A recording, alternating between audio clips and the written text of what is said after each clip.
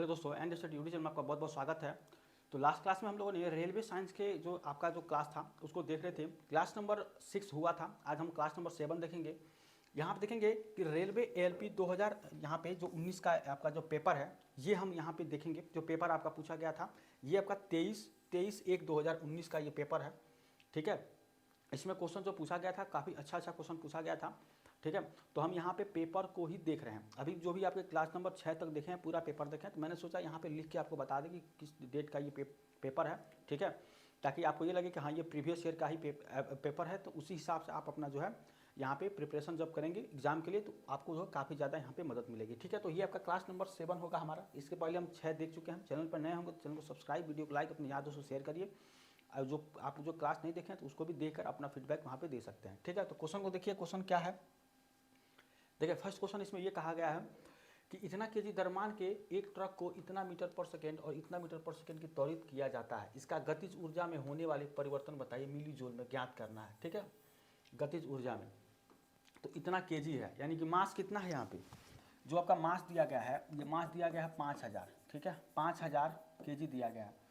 और वेलोसिटी देखिए यहाँ पे क्या है आपको, यहाँ पे कह रहा है कि इतना मीटर से इतना मीटर, यानी कि जो आपका यू है, यू पहले जो आपका यू है वो यू कितना दिया गया है, यू दिया गया आपको यहाँ पे 25 मीटर पर सेकेंड, ठीक है, 25 मीटर पर सेकेंड। और वी कितना दिया गया है, ये दिया गया है 35 मीटर पर सेकेंड, ये दिया गया आपको। उसके बाद से कह रहा है कि इसका गतिज ऊर्जा में होने वाले परिवर्तन बताइए मिली जूल में। तो गतिज ऊर्जा में क्या होता है, गतिज ऊर्जा काइनेटिक एनर्जी जो आपका होता है, ये होता है हाफ एम, ठीक है, half m v2 square minus u1 square, ठीक है, ये होगा।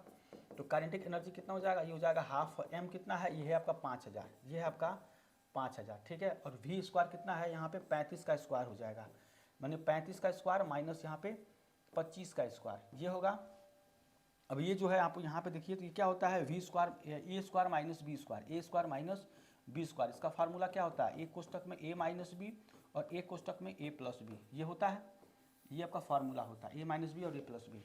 तो यहाँ पे काइनेटिक एनर्जी क्या हो जाएगा, ये हो जाएगा हाफ इंटू ये हो जाएगा 5000, ठीक है।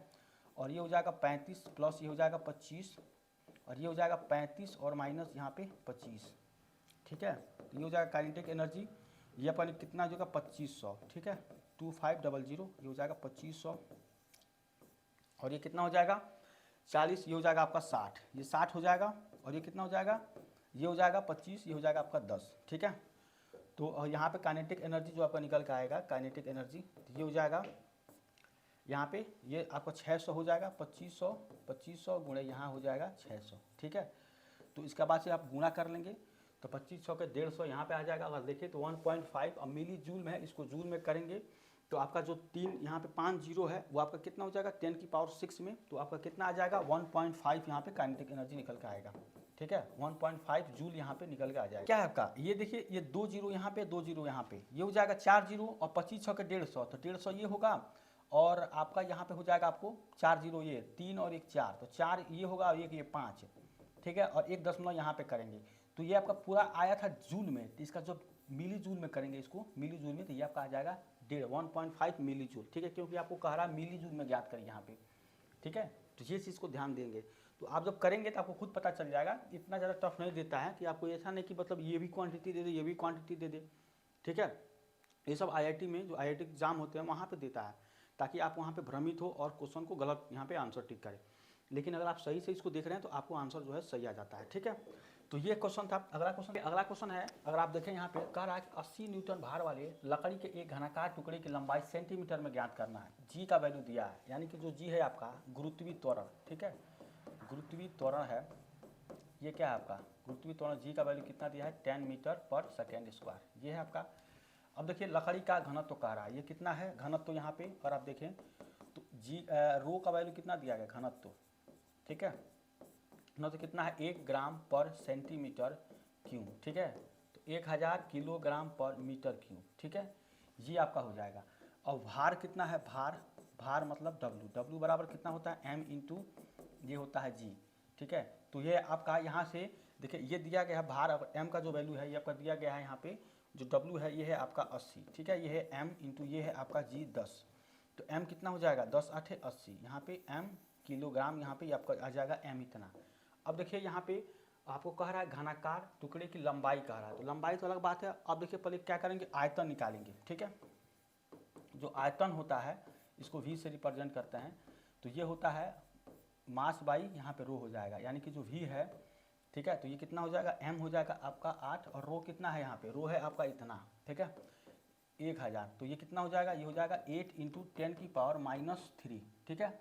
यहाँ से ये आपका निकल के आ जाएगा v का वैल्यू, ठीक है। अब यही जो v है इसी का आपको क्या करना है, आपको भुजा निकालना है। तो भुजा कितना हो जाएगा यहाँ पे, ठीक है, ये हो जाएगा √/³ ये जो आपका दिया गया 8 × 10⁻³ ठीक है। तो इसका जब करेंगे क्यूब रूट निकालेंगे तो ये 2 के पावर क्यों होगा, 10⁻³ है, इसका क्यूब निकालेंगे कितना हो जाएगा 2 × 10⁻1 यहाँ पे हो जाएगा, ठीक है। तो ये कितना हो जाएगा 0.2 यहाँ पे, मतलब देखिए ये आपका 0.3 है, ये 0.1 नहीं होगा, ये हो जाएगा आपका 20, ठीक है। 20 यहाँ पे निकल के आएगा आंसर आपका, ठीक है। देखेंगे ऑप्शन नंबर क्या हो जाएगा, सी इसका आंसर हो जाएगा। जो लंबाई होगा वो 20 निकल के यहाँ पे आ जाएगा 20 मीटर, ठीक है। तो इस तरह से आपको करना है। सबसे पहले तो आपको जी आपको यहाँ पे दिया गया, जो कि आपको यहाँ पे कह रहा है घनत्व तो दिया गया है, ठीक है। तो भार, ये फार्मूला लगा के भार कितना होता है, W=m×d, द्रव्यमान गुणा गुरुत्वीय त्वरण होता है, गुरुत्वीय त्वरण आपको इतना दिया गया, द्रव्यमान यहाँ से निकाल लेंगे, ये 8 आ जाएगा। इसको क्या करेंगे, मास बाई रो से इसका मतलब इसका भाग दे देंगे, तो इसका 1000 है, तो 1/1000 किसके बराबर होता है, ऊपर जाएगा तो 10⁻³ हो जाएगा, ठीक है, 8 × 10⁻³ मतलब, तो ये आ जाएगा 20, ठीक है। उम्मीद करता समझ में आया होगा, ये क्वेश्चन था।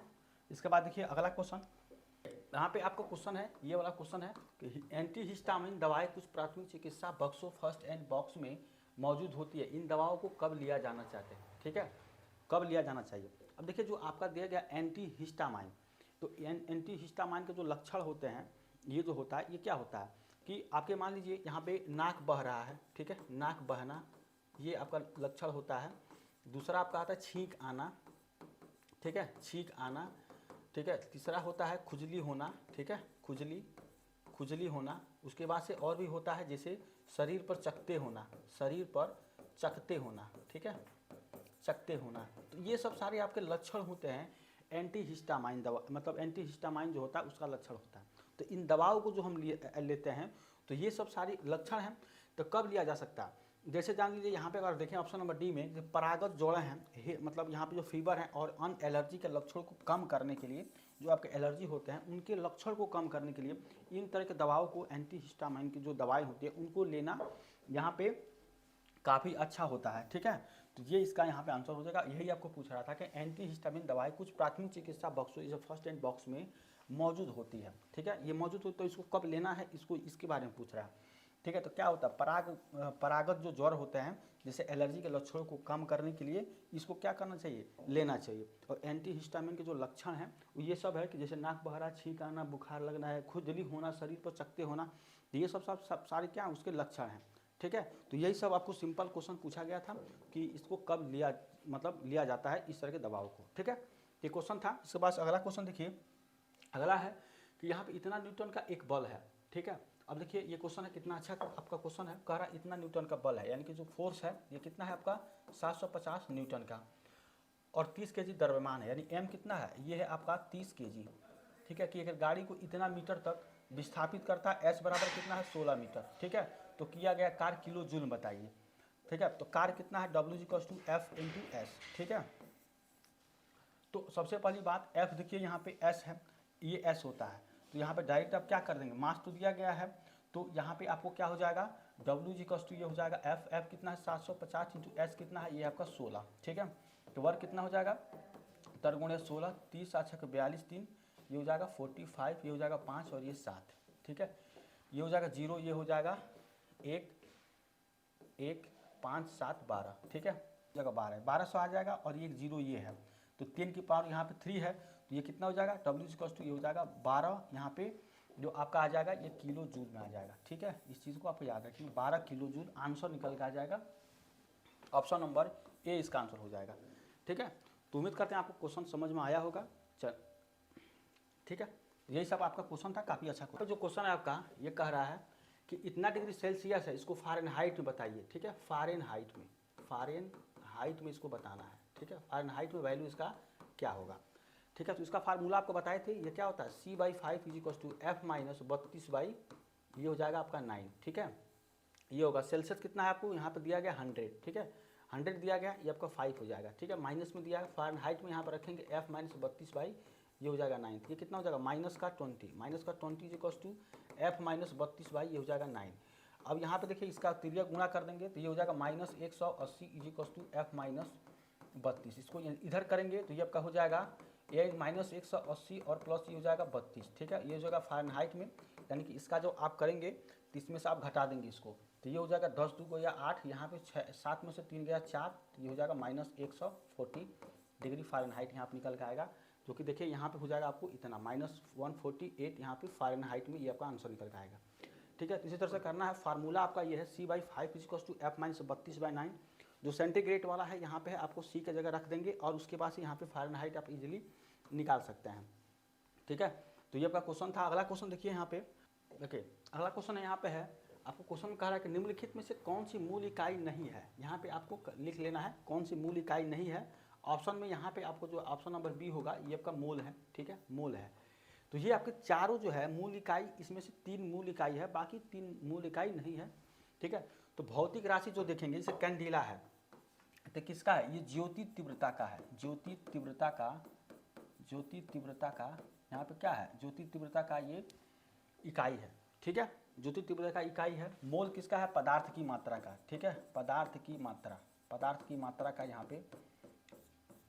और एम्पियर किसका, विद्युत धारा का, ठीक है, विद्युत धारा का मात्रक है, विद्युत धारा का मात्रक एम्पियर। रेडियन जो है ये आपका नहीं है, ठीक है, इसका नहीं होगा, यही आपको कह रहा था कि मूल इकाई इसमें से नहीं है, किसका नहीं है, तो रेडियन का, ठीक है।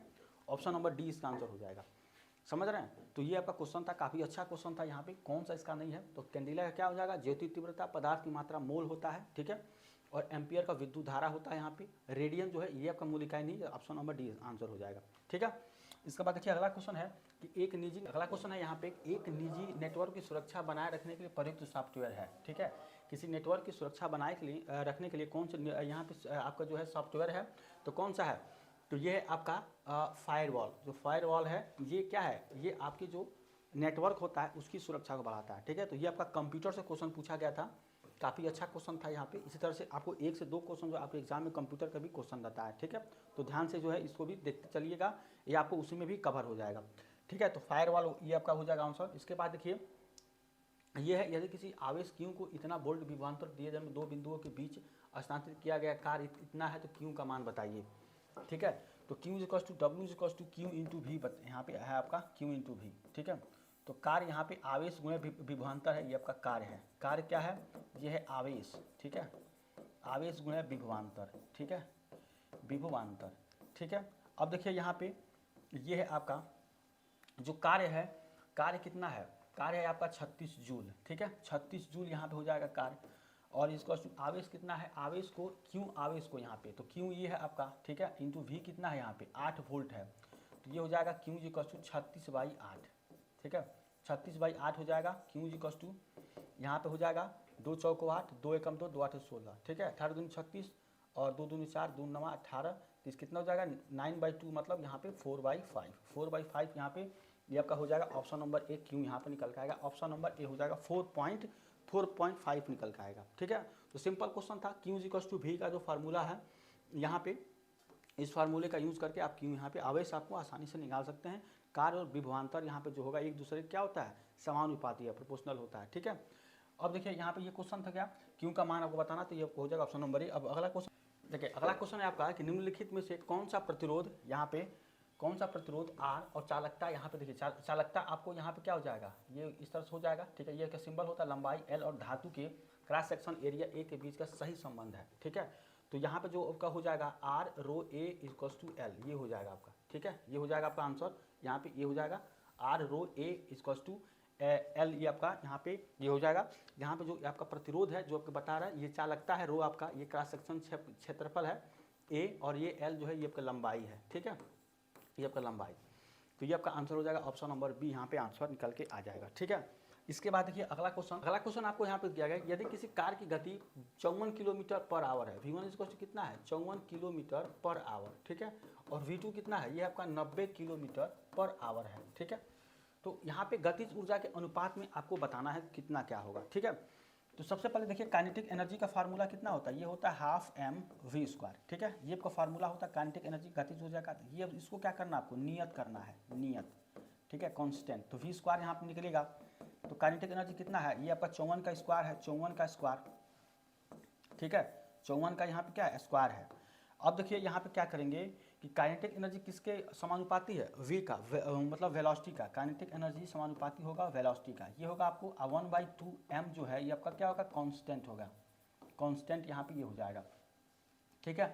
तो अब क्या करेंगे यहाँ पे, अब आपको क्या करना है कि kinetic energy first upon kinetic energy second, v1 square by v2 square, ये हो जाएगा। तो यहाँ पे हो जाएगा 54 का स्क्वायर अपान 90 का स्क्वायर, ये हो जाएगा 90, ठीक है। देखिए 9 दहा में 90, 9 छक्के 54, ठीक है, 9 छक्के 54, 9 दहा में 90, ठीक है। दो दो दो पच्चे 10, 2 तिहाई 6, 2 तिहाई 6, 2 पच्चे 10, ठीक है। तो ये हो जाएगा 9/25, 9/25 गुना यहाँ पे हो जाएगा, ठीक है। इसका आ जाएगा 9/25 गुना यहाँ पे इसकी गतिज ऊर्जा में बढ़ जाएगी, ठीक है। समझ रहे किस तरह से होगा। सबसे पहले काइनेटिक एनर्जी जो फार्मूला होता है हाफ एम वी स्क्वायर, इसमें हाफ और एम क्या आ जाएगा आपका कांस्टेंट हो जाएगा, केवल वी दिया गया आपको, वेलोसिटी यहाँ पे वेलोसिटी ये है। तो इसको क्या करेंगे, काइनेटिक एनर्जी फर्स्ट अपान काइनेटिक एनर्जी सेकंड करेंगे, v1 square by v2 square करेंगे। ये आपको 54 के स्क्वायर बाई 90 के स्क्वायर, 54 गुणा 54 करेंगे, 90/90 करेंगे। इसको सॉल्व करेंगे तो आपको निकल कर आ जाएगा 9/25 गुना यहाँ पे अनुपात में ये बढ़ जाएगी, ठीक है। तो ये था क्वेश्चन। उम्मीद करता हूँ क्वेश्चन समझ में आया होगा। चैनल पर नए हैं तो चैनल को सब्सक्राइब, वीडियो को लाइक, अपनी याद उसको शेयर करिए। कोई भी डाउट, कोई भी दिक्कत है उसको भी कमेंट करें, ठीक है। तो मिलते हैं नेक्स्ट क्लास में, तब तक थैंक यू सो मच।